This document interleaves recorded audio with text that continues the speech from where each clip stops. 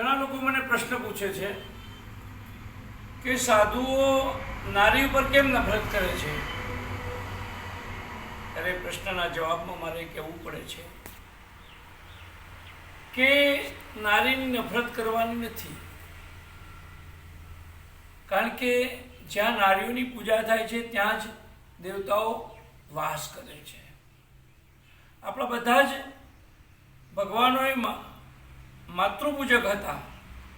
એટલે કે ભગવાન રામનો જન્મ થાય ત્યારે આપણે કે ભય પ્રગટ કૃપાલા દીન દયાલા કૌશલ્ય હિતકારી.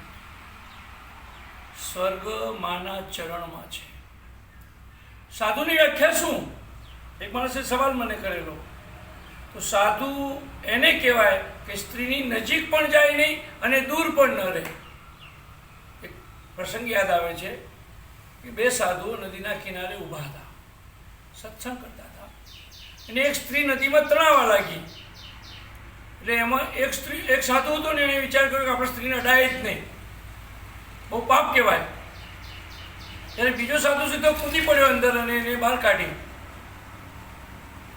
એટલે પેલી સ્ત્રી બચી ગઈ. એને આશીર્વાદ આપ્યા કે ભગવાન તમારું ભલું કરે, મને બચાવી. તો પેલો અગાઉનો સાધુ હતો ને, એણે કહ્યું કે તે બહુ મોટું પાપ કર્યું, કોઈ સ્ત્રીને અડાતું છે, આપણા ધર્મને બદનામ કરી નાખ્યો, સત્યાનાશ થઈ ગયો આપણા ધર્મનો.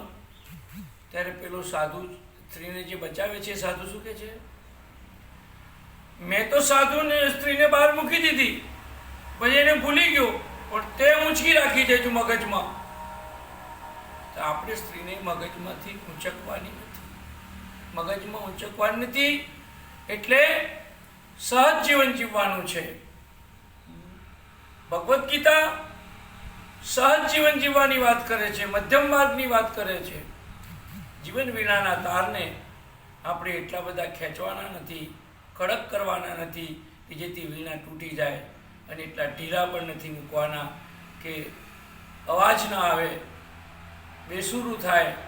એટલે જિંદગી પણ એક વીણા છે. એટલે પરમાત્માને કહેવાનું, શ્યામ તારી બંસી થઈને બજવું છે મારે, શ્યામ તારી બંસી થઈને બજવું છે મારે, સૂર કેવા અને ક્યારે છેડવાનો એ જોવાનું તારે. સૂર કેવા છેડવા અને ક્યારે છેડવા એ જોવાનું તારે. એટલે આપણે મધ્યમ માર્ગમાં જીવવાનું છે. સ્ત્રીને નફરત કરવાની નથી, પણ એને સહજ રીતે જોવાની છે. આપણે એવું જ વિચારવાનું, હું પણ કોઈનો દીકરો છું, કોઈનો ભાઈ છું, કોઈનો પિતા છું, કોઈનો ગુરુ છું. એ રીતે સ્ત્રી છે સહજ ભાવથી દરેકે જોવાનું છે. જ્યાં વૃત્તિઓનું દમન છે ત્યાં જ પ્રશ્નો ઊભા થાય છે. વૃત્તિઓને સહજ રીતે જો સમજવામાં આવે તો પ્રશ્નો ઊભા થાય નહીં. આભાર, ધન્યવાદ.